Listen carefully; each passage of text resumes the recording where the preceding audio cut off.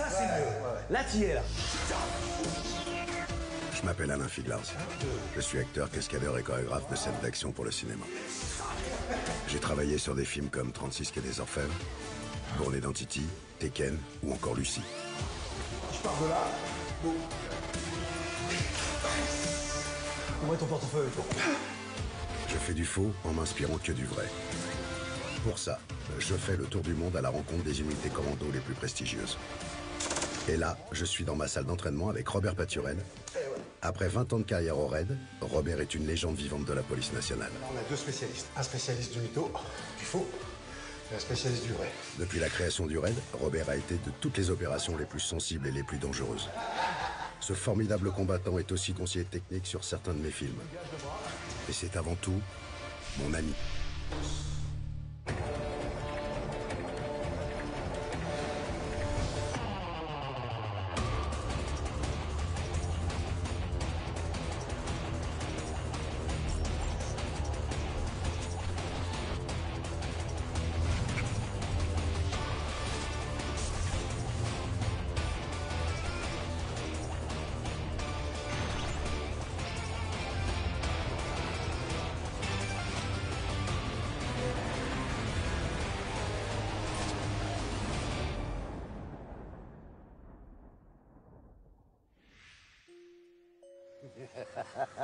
Comment il va, mon Robert?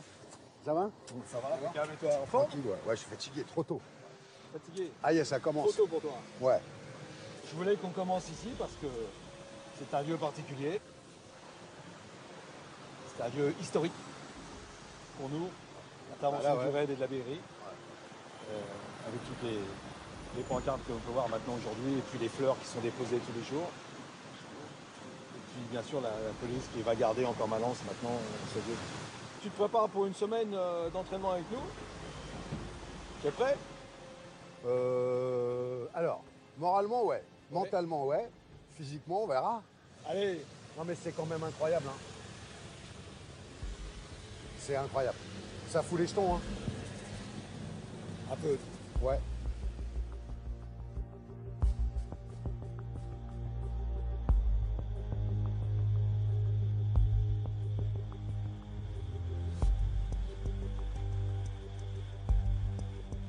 Silencieuse dans l'approche et fulgurante dans l'attaque.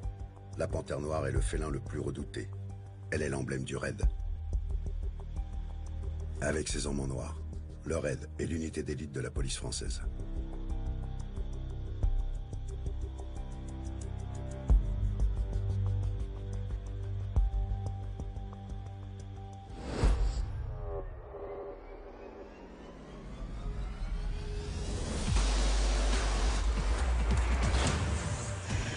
RAID pour recherche, assistance, intervention, dissuasion. Évacuation!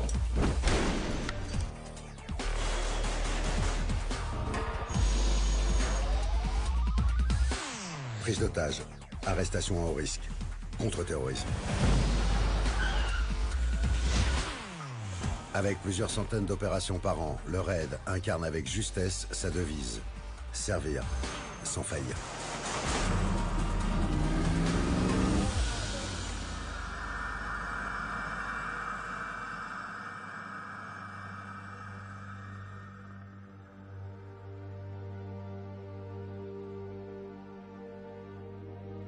Pour la première fois dans Insider, je suis en terrain connu. Cette fois, pas besoin de prendre l'avion et de parcourir des kilomètres. C'est à Paris que je vais vivre de nouvelles aventures. Paris, ville de lumière, mon chez-moi, là où je suis né et où j'ai décidé de construire ma vie. Et c'est ici que je vais passer quelques jours avec le RAID. Cette unité d'élite que je connais bien, j'y ai quelques copains. Alors c'est un grand plaisir que de pouvoir enfin les découvrir chez eux. À 30 minutes de Paris, ils m'ont donné rendez-vous, au château comme ils l'appellent. Donc en fait c'est un ancien monastère. Ça sert de quoi? C'était des curés qui partaient en mission en Afrique et qui venaient faire un petit stage de préparation ici, quoi. Toutes les fenêtres c'était des chambres et puis par exemple... Il y a des chapelles, des trucs? Bah il y a une chapelle, on va y aller, qui est transformée en salle de sport. Ah, c'est là la fameuse salle de sport du RAID. Voilà. C'est toujours pour la distribution des pains. C'est pas bagarre. Bon, on va aller voir si on trouve une tenue pour Monsieur Fillard. Robert a accepté de m'accompagner pendant tout mon séjour. Dans ce château, je ne pouvais espérer de meilleure hôte que lui qui a passé ici 20 ans de sa vie. On est arrivé au raid. C'est un groupe que je porte vraiment dans mon cœur. C'est des gens avec qui je travaille depuis des années. Et comme vous pouvez voir, dès qu'on arrive, eh ben voilà, faut changer. Vas-y mon poteau, t'as plus qu'à t'habiller. Voilà. Allez. Faut que je grouille. Merde, j'ai pas le temps de... Ici, 24 heures sur 24, des équipes restent en alerte. Tous les véhicules sont déjà chargés de matériel, prêts à partir. Salut. Alain, enchanté. Alain, oui. Enchanté. Waouh. Des caméras intrusives. Et là, et Robert.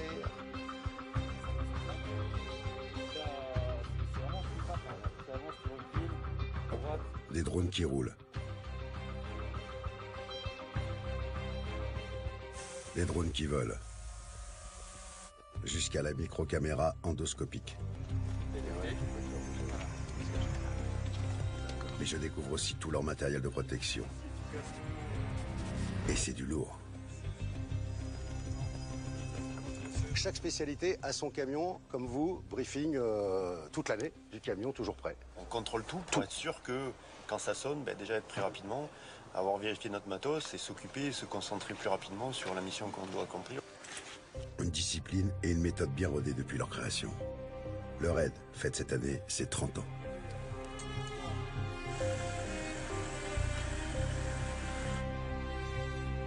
Suite aux attentats des JO de Munich en 1972, les situations de crise prennent un nouveau visage, celui du terrorisme.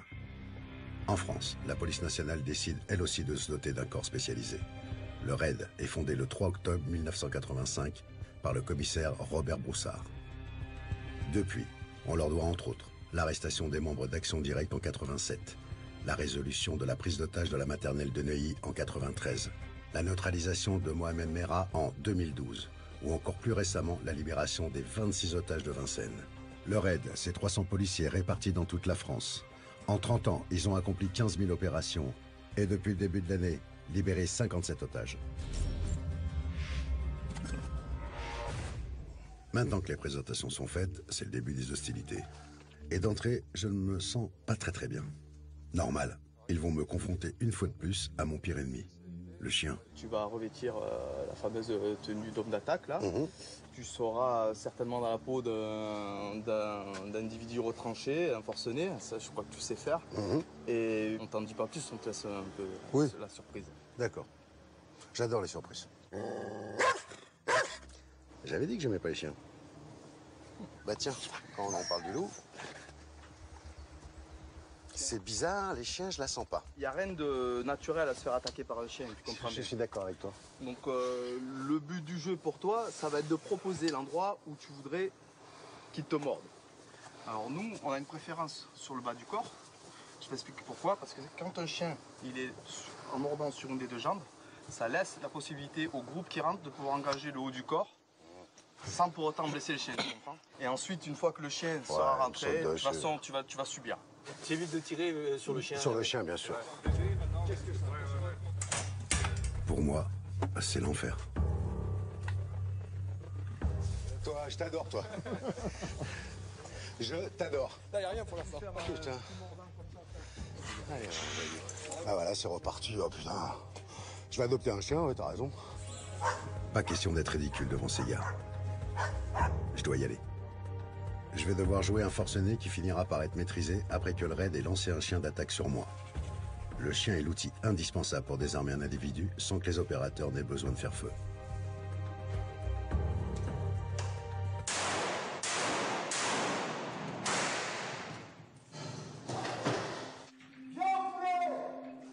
C'est dans un dédale de couloirs et de portes qu'ils vont devoir me déloger.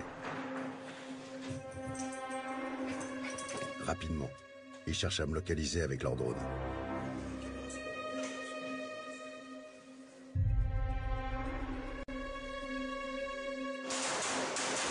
Dès que je tire, la réponse est immédiate.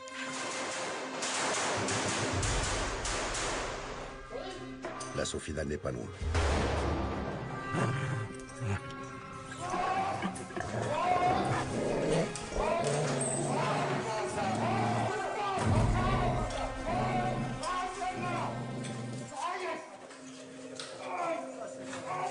Impossible de résister, tout est allé beaucoup trop vite.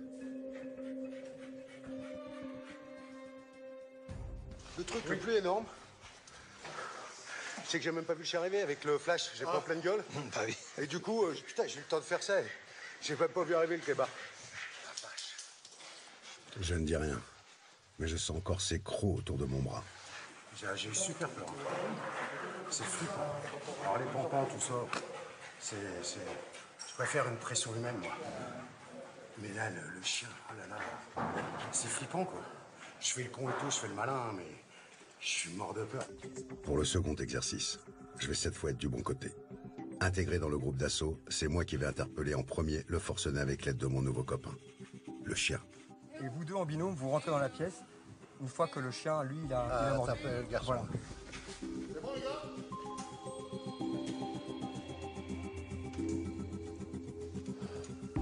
Ored, avec son studio fait de panneaux amovibles, ils peuvent préparer ou rejouer à l'exactitude la plupart de leurs assauts. Surprise, le forcené est joué par le maître chien. Je tiens peut-être ma vengeance.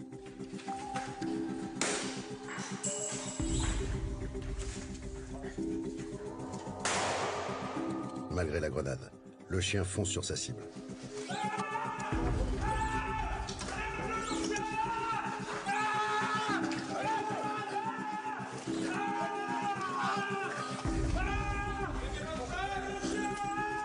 Facile pour moi de le maîtriser, car mon nouveau copain a fait les 3 quarts du job. Et t'as de me faire peur avec le chien. Ah merde. Alors comment vous avez trouvé l'intervention, monsieur Fédard? Je pense que je peux faire mieux, mais... Ouais, c'était pas mal, hein. C'était pas mal. C'était pas mal quand même. Vous avez tardé un petit peu entre le mordant du chien et ça a traîné un petit peu. J'ai kiffé que le chien le morde. Oui, Si j'ai pris c'est pour ça que tu as pris un certain temps. Je lui ai dit dans l'oreille. Fait un certain T'as temps. vu? J'ai juste kiffé ce qu'il fallait. Superbe. Je préfère cette place-là que l'autre, c'est marrant. Je crois que j'ai fait 2-3 conneries. Des conneries, on en fait tout le temps, même après 20 ans. Il y a toujours des moments où on se rebriefe après. Et quand on fait un debriefing, Ça. on se fait pas de cadeaux. Oui, On fait ressortir les choses bonnes, mais surtout on fait sortir les choses pas bonnes. Et quand on en profite, le lendemain, des fois, on revient ici pour retravailler des choses qui n'étaient pas bonnes. Pas faire la bêtise du jour d'avant. Faut pas la faire plusieurs fois. Merci, messieurs, en tout cas. Ah ouais, merci. Hein. C'est toujours un plaisir de travailler avec vous. C'est génial.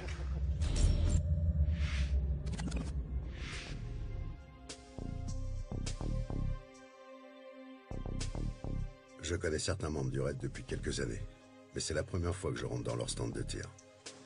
C'est un rêve pour moi de venir m'entraîner ici et avec eux. Je vais devoir réaliser 3 exercices très différents. Le premier est une séance de tir instinctif, en clair, tirer vite et dans la bonne direction. Tu ne cherches pas à viser précisément, tu désignes avec le doigt, d'accord? Tu désignes. Et c'est double top, c'est papa. D'accord. D'accord. La deuxième balle doit pousser la première. Vas-y, bon. C'est comme ça, ok? Allez. Ok. Papam. Allez, en position.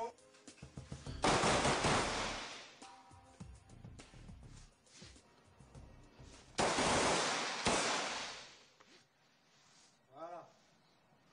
Il faut être super vif. Les cibles ne restent que 2 secondes retournées.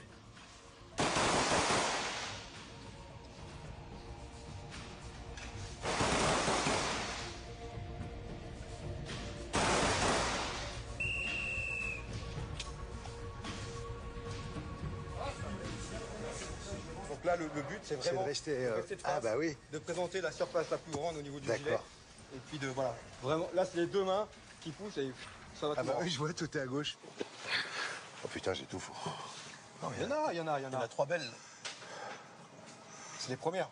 C'est ce qui compte. 1, 2, 3, 4, 5, 6, 7, 8, 9, 10. Ah ouais, j'en ai beaucoup dehors. Il a baissé la tête. Oui, c'est un rapide. C'est ça aussi. Mais Tu m'avais prévenu. pendant qu'il baisse la tête, il tire pas, c'est l'avantage. Ouais. Donc c'est ça qu'il faut voir. Tu m'avais prévenu. Deuxième exercice. Basculer d'une arme longue à une arme courte, d'un fusil mitrailleur à un pistolet.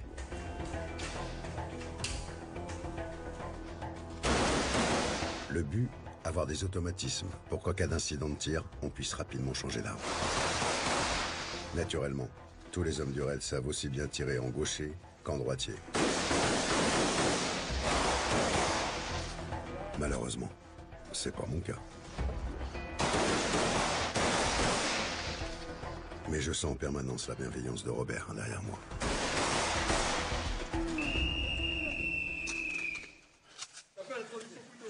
C'est pas mal. Si tu commences à faire ça, tu vois plus ce qui se passe. Oui, à d'accord. côté. Donc tous les incidents, il faut arriver à remédier tout en ayant l'arme à la hauteur des yeux, de façon à continuer à voir ce qui peut se passer en face. Quoi. Bien souvent, on travaille de nuit.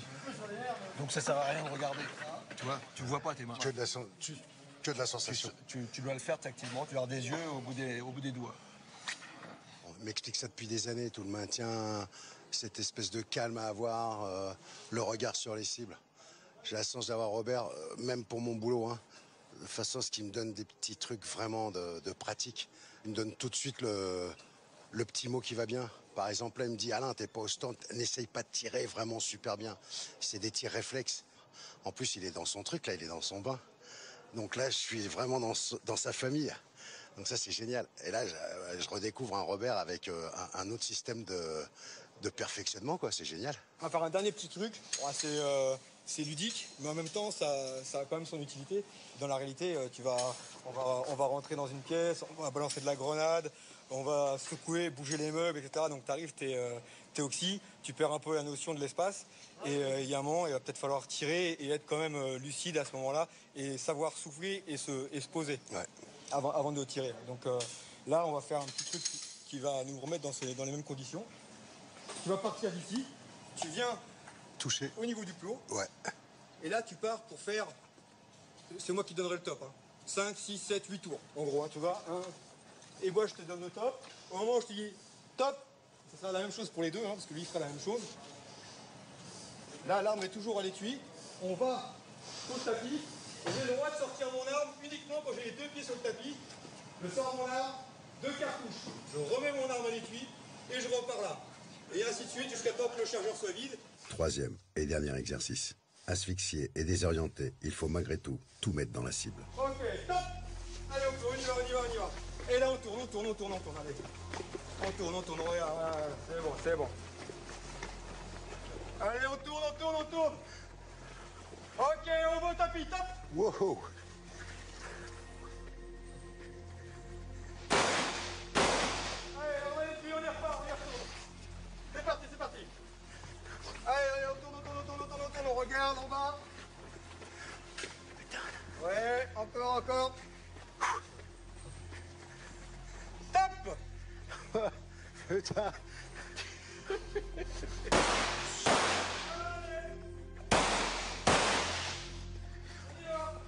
C'est parti. On va derrière. Et là, ça tourne hein, maintenant. On va plus vite. Allez, on va plus vite. Allez, on regarde, on se baisse un peu, on touche le plot et on y va. On tourne. Voilà. Encore.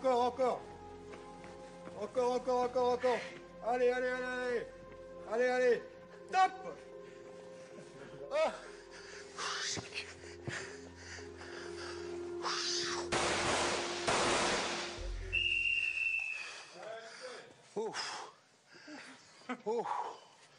Oh putain. Là, c'est la tête là, ouais. Ouais, c'est normal. Oh la vache. Ouais, mais c'est dedans. On va le garder peut-être. Il va arrêter de faire du cinéma, on va le garder. Trop vieux. Le fait de tourner autour d'une quille, ça nous fait un effet de... Comme si j'avais bu 2, 3, 4, 5, 6 verres de vodka à jeun comme ça, tac. Et hop, ce qu'il faut, c'est garder sa stabilité, de bien stabiliser pour tirer. C'est un exercice de sensation extraordinaire. J'ai mis les 10 balles dedans, dans l'individu, donc ça fait super plaisir. Je crois que j'allais tout louper. Et puis j'ai gagné le R du raid. J'ai encore le A, le I et le D. Pas question pour moi de décevoir mon ami. Alors j'ai intérêt de l'avoir ce badge. Sa force tranquille et son expérience me fascinent toujours autant.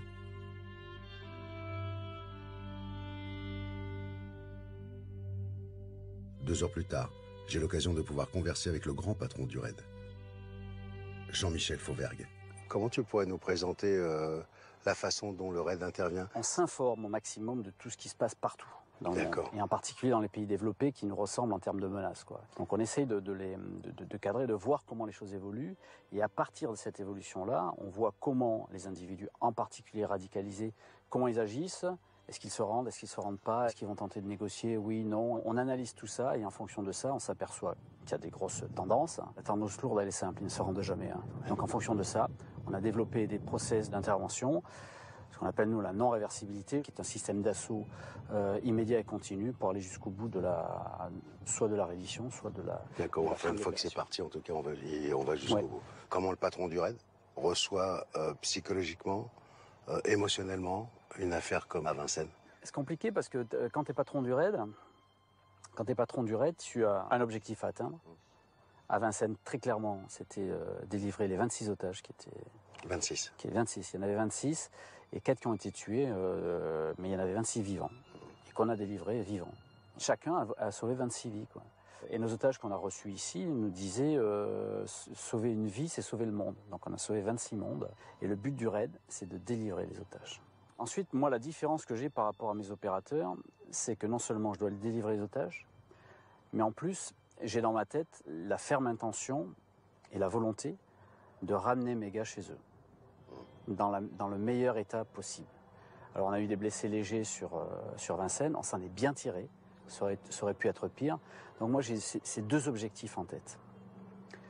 Et après un troisième, si c'est faisable, c'est d'interpeller, parce qu'on est des forces de police, et de mettre à la disposition de la justice le terroriste.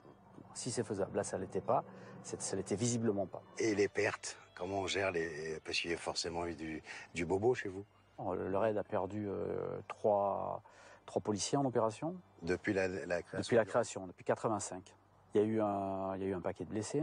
À la dernière opération en particulier, on en a eu 4. Comment ils vont? Au niveau du raid, très très bien. Les derniers? Très très bien.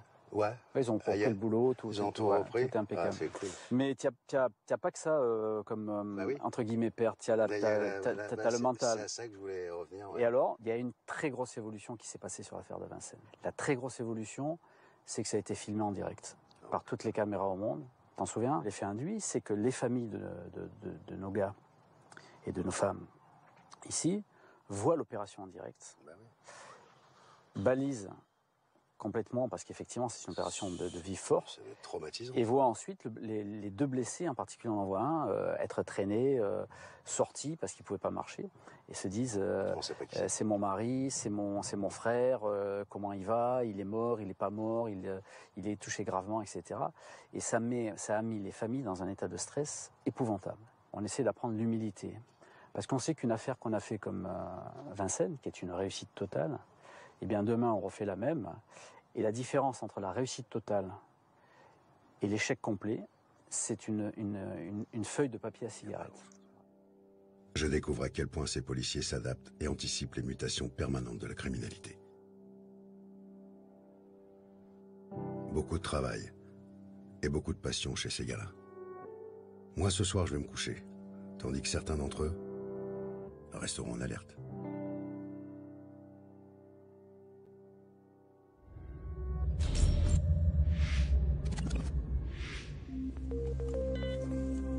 Ce matin, nous sommes à quelques kilomètres de leur QG, dans un bâtiment désaffecté. Nous allons simuler un assaut contre un individu armé voulant en découdre. Pour cela, le raid a créé une situation de crise se rapprochant de la réalité. C'est un braquage qui a mal tourné. Donc le braqueur a été identifié, localisé. C'est quelqu'un qui a ouvert le feu, qui a tué 2 personnes. Donc on utilise tous les moyens qui sont à notre disposition, notamment au niveau effraction. L'appartement se situe au 1er étage. Donc je vous rappelle, individu, donc il n'y en a qu'un. Il est lourdement armé et il a déjà fait feu. Donc vigilance. Tout autour du bâtiment, des snipers se mettent en place. À l'aide d'un lance-grenade, l'un d'entre eux va tirer à travers les fenêtres pour sonner le malfaiteur au moment de l'assaut.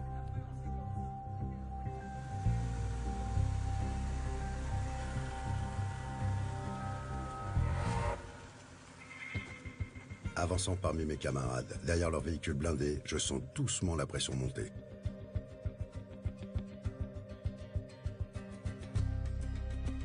J'ai le droit à un dernier petit briefing avant l'assaut afin de ne pas perturber leur progression bien rodée.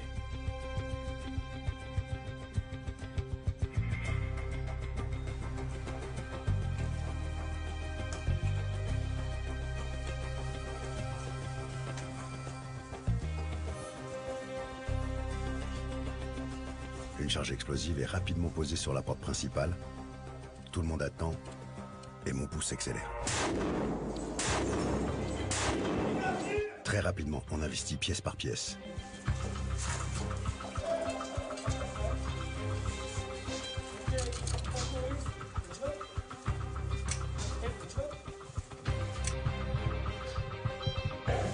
Puis, on me confie le bélier pour fracturer la dernière porte.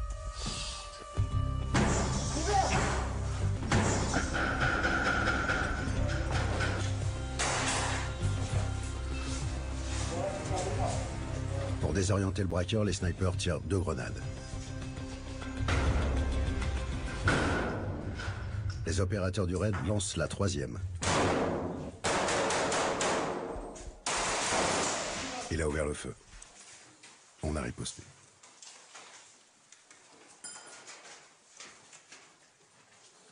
Individu neutralisé. Le doc, si tu peux monter, et individu à médicaliser.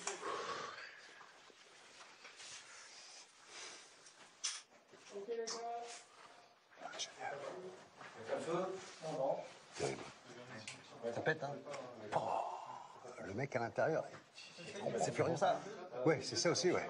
S'il voit la grenade arriver, il va lâcher l'arme, il va se faire. Ouais, il va faire ça, bah oui. Ça. S'il la voit pas arriver. Oh là là, il en... Ah bah c'est un truc de fou. Nostalgie ou pas quand tu vois ça? Un petit peu. Ouais. Un petit peu, mais bon, faut savoir lâcher. Faut savoir lâcher, ouais. Ça va lâcher. Mais t'as bien donné en plus. Ouais. Mais ça te remonte des trucs? Ah ouais, toujours. De bon augure ou les deux? Pas toujours? Pas toujours. Mon copain. C'est les souvenirs, c'est les souvenirs. Ouais, dans tous les sens. Il y a des très bons souvenirs. Et des super mauvais. Il y a toujours les petits mauvais souvenirs qui se cachent derrière les bons souvenirs aussi. Tu dis, ah, c'était super quand on faisait ça. Et puis, ouais, mais ce jour-là, il y avait eu ça, il y a eu ça. Quand on est optimiste, on essaie d'éliminer les mauvais et on garde que les bons. Puis c'est une façon de se forger une carapace aussi, d'essayer de ne pas être trop dans l'émotion, quoi. À sa création en 85, Robert est l'un des premiers à intégrer le raid. Alors oui, des souvenirs, il en a beaucoup. Je t'ai connu il y a une bonne petite quinzaine d'années maintenant. Plus que ça. Plus que ça? Presque 20? Ah oui, il y a 20 ans. Presque 20, ouais. Mon combattant préféré. Une légende du raid, on peut le dire. Ma première question, Robert. Est-ce que tu peux me raconter un peu cette belle carrière? Je suis entré à la police par hasard. Je suis rentré pour le sport. On m'a dit, tu pourras être moniteur de sport. Et en fait, j'ai fini par aimer le métier. Quand le raid s'est créé, j'ai postulé parce que je voulais aller en service actif. Et puis, mais déjà avant, je faisais partie de la brigade anti-commando avec Broussard, qui intervenait sur Paris, qui est maintenant le travail de la BRI. C'était la BRI, BAC, brigade anti-commando. Et quels sont pour toi les plus gros souvenirs d'action avec le raid? Les 20 ans que j'ai fait au raid, j'étais quasiment sur toutes les affaires. J'ai pas été sur des affaires où il y a eu des morts et des blessés. J'ai eu la chance ou la malchance de ne pas être là parce que quand un collègue se faisait tuer sur une action et que j'étais pas là, j'avais l'impression que c'était un peu de ma faute aussi, que j'aurais dû être là parce que voilà. Donc ici c'est une famille. T'as envie le petit jeune qui vient d'arriver, qui te regarde beau comme un soleil parce que t'es un peu ancien, t'as envie de lui mettre le pied à l'étrier, puis de l'aider, puis surtout t'as pas envie qu'il prenne un jour un plomb parce que t'as oublié de lui dire quelque chose. Donc tu vas donner tout ce que tu sais. Tu vas donner ton âme, tu vas vraiment essayer de lui apporter le maximum de choses, quoi. Parce que tu n'as pas envie qu'il y arrive quelque chose, quoi. Voilà, c'est ça qui crée un peu le lien familial, quoi. La fraternité chez vous, c'est primordial? C'est primordial, automatiquement. L'esprit d'équipe, automatiquement. Tu as besoin des autres. Tu te reposes sur les autres, tu mets ta vie dans les mains des autres. Quand tu interviens, tu interviens là en sachant que tu es couvert par les snipers là ou parce que tu as quelqu'un qui est sur ton côté. C'est pour ça que sur les groupes d'intervention, quand on intervient, je leur dis toujours garder le contact, mais garder le contact d'une façon physique. C'est-à-dire quand on vient à la porte, que tu es le premier à la porte, il faut que tu sentes que tu as un collègue qui est appuyé derrière toi. Tu sens soit l'épaule, soit le bras, soit la main, mais tu sais qu'il est là, quoi. Tu n'as pas besoin de te retourner pour savoir s'il est là, quoi. Tu vas sentir qu'il est là. Et tu dis, Et c'est pour ça aussi que dans la gestuelle, quelquefois, quand on décide de rentrer quelque part, on va avoir un petit geste avant qui va faire que l'autre doit sentir un peu, s'il est dans le noir, que tu vas partir. Quoi. Donc ça, c'est très important. Et puis l'esprit de corps, bien sûr, c'est primordial, quoi.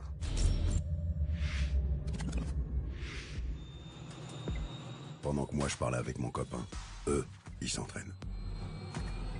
Au raid, l'hélicoptère est le moyen le plus rapide pour déposer les opérateurs au plus proche d'une situation de crise. Une équipe du raid chargée de la protection d'un VIP a été obligée de se retrancher dans un bâtiment après avoir été attaquée. Une autre équipe va avoir pour mission de les extraire après avoir neutralisé leurs assaillants.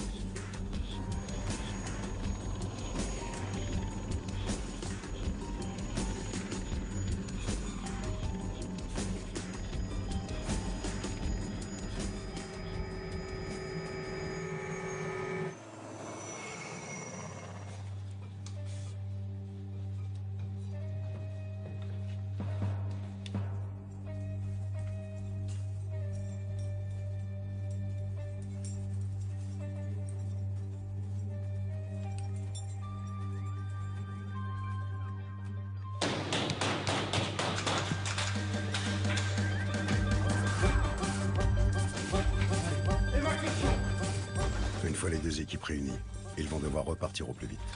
Allez,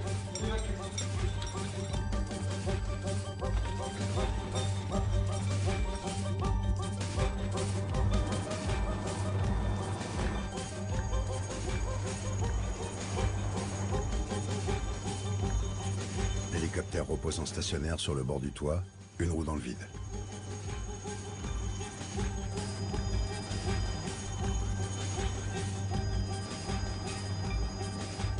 Une fois tout le monde en cabine, l'exercice est terminé.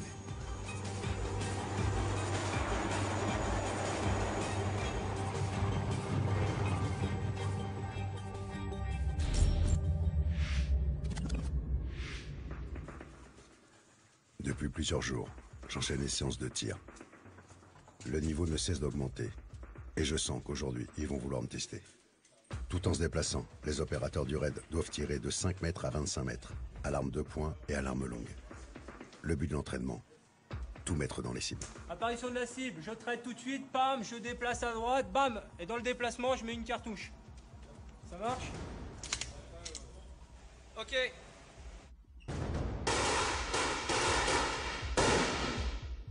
Ok, on revient en position.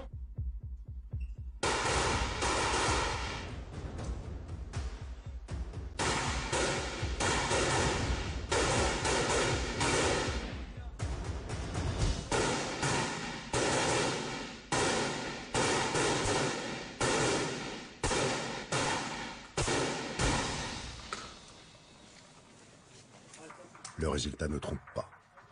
Que ce soit 5, 15 ou 25 mètres, toutes les balles sont dans les cibles, sans exception.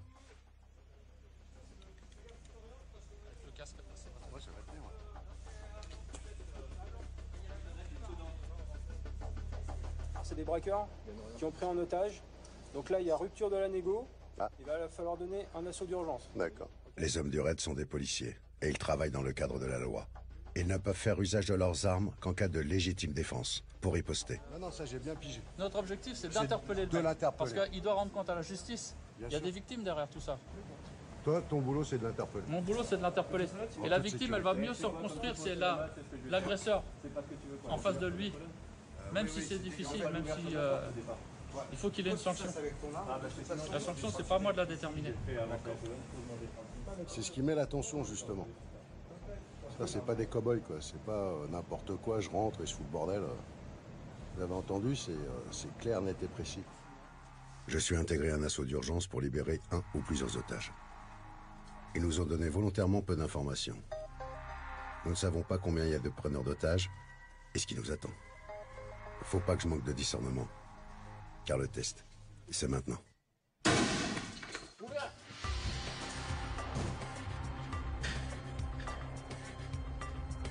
Dans la dernière pièce, surprise, un géant. Ok, Hostie, finir les portes droites. Hostie, tirez à gauche. Tirez à gauche.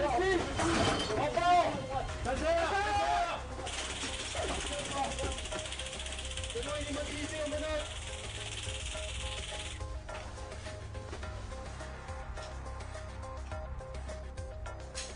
Je reprends mes esprits et sécurise mon binôme. Il s'est porté au secours de l'otage pendant que je gérais le malfaiteur. Ok, j'ai l'otage.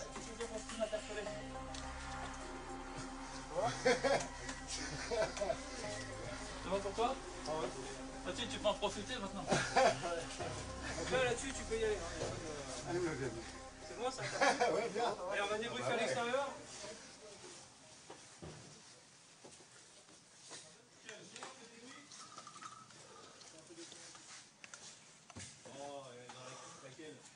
Bah, arrivé, il rentre, je rentre, et au moment de regarder derrière la porte ce qui se passe, il y a Goldorak qui m'a sauté dessus. D'accord. Donc du coup, qu'est-ce que t'as fait alors? T'as été à la bagarre avec ton arme? Comment tu t'es... Bah, je te dis franchement, j'ai vu qu'il n'y avait pas d'arme, donc je crois que j'ai pas eu le temps de la remettre. Il m'a mis une droite, donc là après je suis un peu parti. Puis après on s'est chamaillé dessus. Dès que je l'ai vu, je t'ai oublié. Ah mais c'est normal. Ah d'accord, ah bon, ah non, j'ai pas géré le fait de... Ah d'accord. C'est-à-dire que j'étais sur une bagarre, enfin je m'entends quoi. En fait tu as eu ce qu'on appelle vulgairement l'effet tunnel. Il faut des années. T'étais dans le tunnel. Donc, là, Il faut des années d'entraînement pour garder sa lucidité en toutes circonstances. Même une droite. Le mec, je l'ai vu, j'ai même pas eu le temps de le voir, l'autre fait 2 mètres, il m'a fait... Je fais une bonne droite ici. Mais on s'est bagarré comme des chiffonniers, je m'en fous.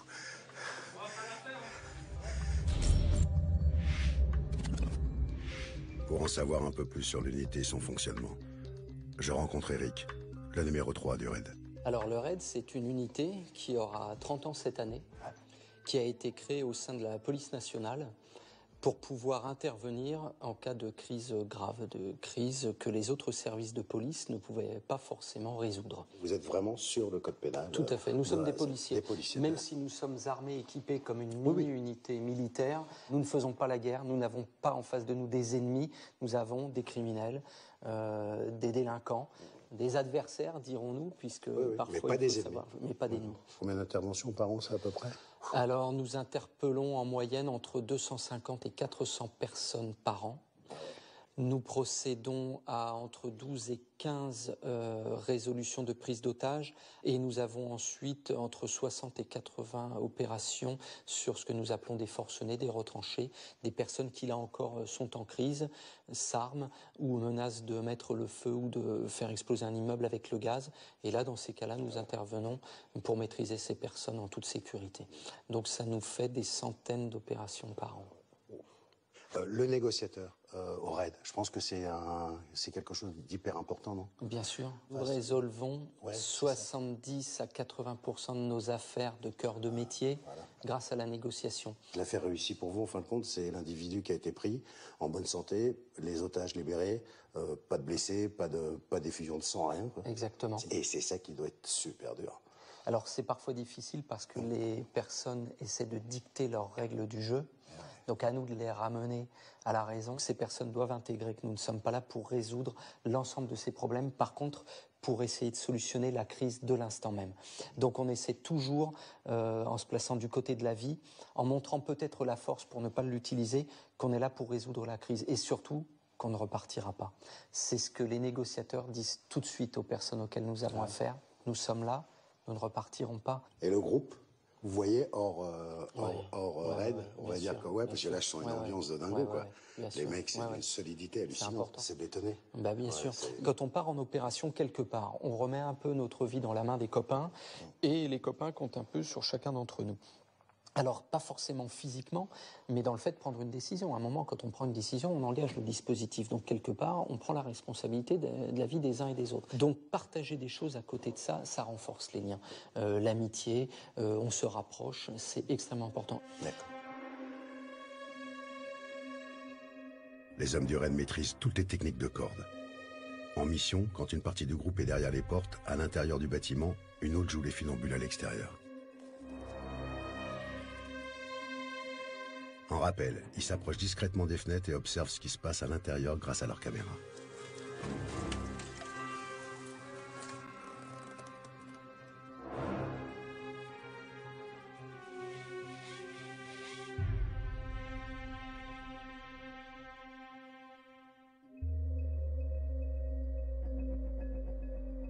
l'assaut est donné, les artificiers font exploser les fenêtres, ouvrant le passage à leurs coéquipiers.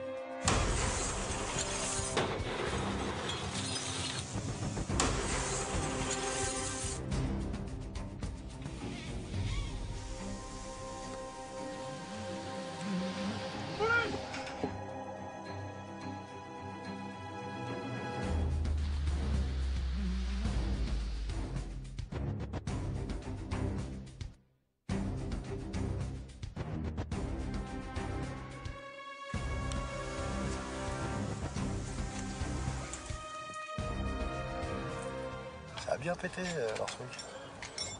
C'est efficace quoi.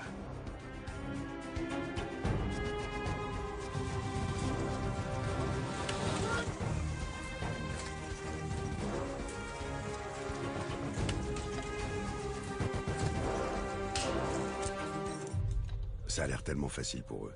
Virevolter la tête en bas sur une façade d'immeuble. Pour moi, c'est juste impossible.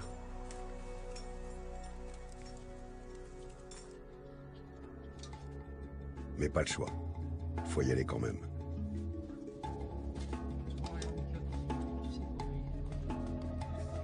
À force, c'est comme les chiens. Je vais bien finir par m'y habituer. Ah, c'est toi. Ouais, c'est toi, encore. Et tu vas être quand on charge par le baudrier. Allez, doucement. Yes, c'est bon. Maman. Ok. Allez, descends un poil encore. Et garde, laisse tes pieds au même endroit. Et stop, on verrouille. Je verrouille. Je me sens tellement pas à l'aise. En plus, je crève de chaud. Ah la flotte, enfoiré. Si.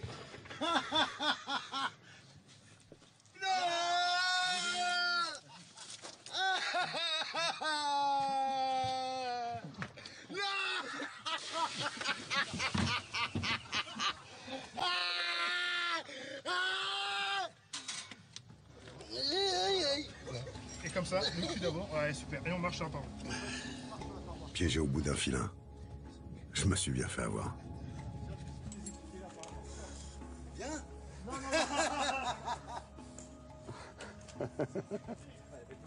On l'aurait pas fait. C'est oui. Ça m'aurait manqué un truc. C'est normal. C'est le baptême. J'ai adoré le coince bien, tout, regarde-moi bien. Ouais. Ouais. Tu sais quoi? Je vais tourner un autre film.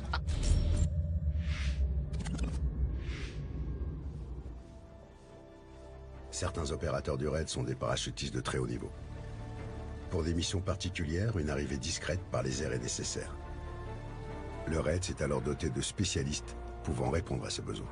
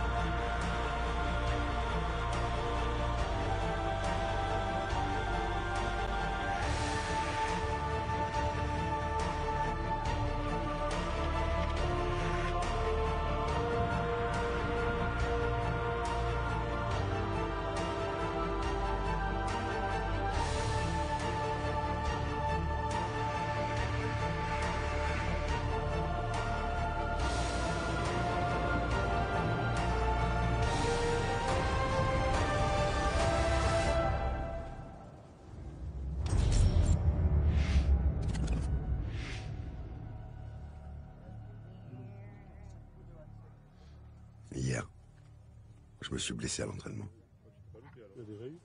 3 lumbago, ouais. C'est mes chutes, tu sais, à la con. Ça, je paye tout ce que j'ai fait. Merci, bijoux. Mon séjour au raid se termine. Et je ne veux en aucun cas rater la dernière simulation qu'ils ont préparée. Je sais pas si malgré mon état, ils vont pouvoir m'embarquer. Oui, pas de problème. Bien sûr. Ça fait chier, mais on a des impotents aussi. Hein. Non, mais c'est vrai, non, bien sûr. Être protégé par les meilleurs. C'est top ou pas? Il arrive régulièrement en dehors du territoire national que des hommes du raid garantissent la protection de diplomates ou de VIP dans des zones de guerre. Alain, hier sur un exercice, tu t'es blessé au dos. Ouais. Déjà tu continues la journée, donc ça, il n'y a pas de souci. Donc là, ce qu'on va faire, c'est ce qu'on fait nous en mission, sur l'ambassadeur avec un dispositif bien particulier. Donc là, on va t'emmener, on va partir faire un tour. Et je suppose que les copains nous ont réservé des petites surprises et on va essayer de s'adapter en conséquence. D'accord. Voilà. Toi, tu te laisses guider. Et puis c'est. Je dois écouter quelqu'un en particulier ou. C'est simple, ton épaule, c'est lui. Ah d'accord, ok. Donc c'est ton ange gardien et il va t'emmener partout. Je suis avec P. Voilà, exactement, avec P. D'accord. Je t'ai mis le meilleur.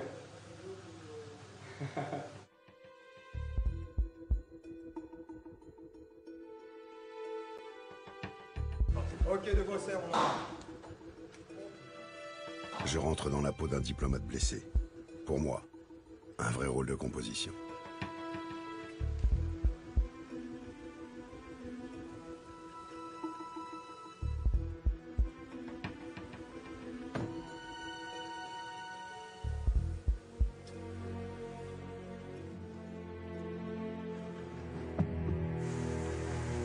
Ok, Seb, tu peux embarquer.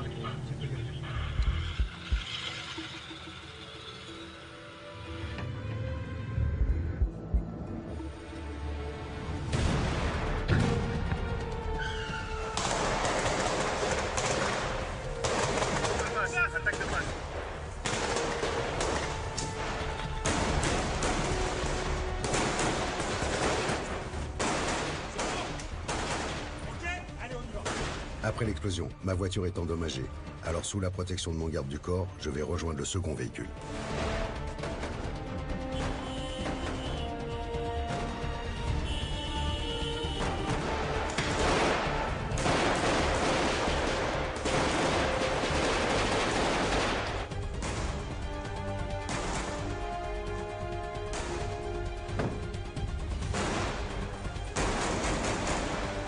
Une fois que l'équipe au complet est à l'intérieur, nous pouvons redémarrer. L'issue est bloquée par les assaillants. Le pilote du raid n'a d'autre choix que d'improviser pour nous sortir de là.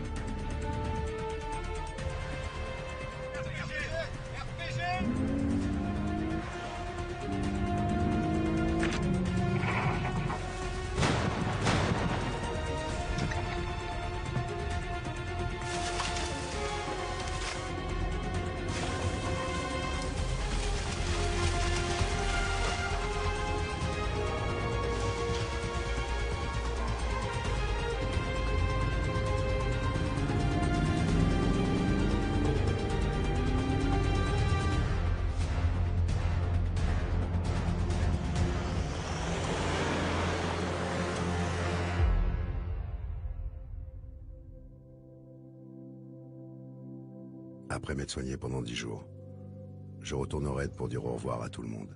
Et surtout, pour les remercier.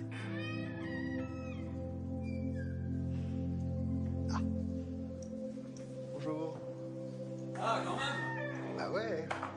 Regarde alors que j'attends. Je vais pas attendre chez le curé. Je vais pas attendre chez le curé. Tu sais ça? Ça s'est bien passé? C'était extraordinaire. Ouais? Extraordinaire. Ils sont touchants, ils ont un cœur comme ça. Ils ont un gros mental. Je me suis éclaté, vraiment. Bon. Ouais. Alors? Waouh. Tu sais ce que c'est ça? Dis-moi. Tu reconnais pas?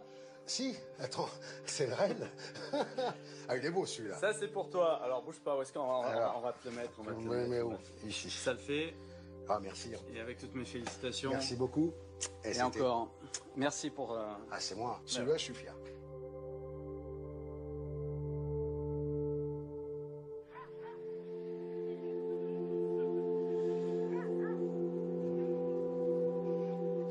Lorraine, c'est fini.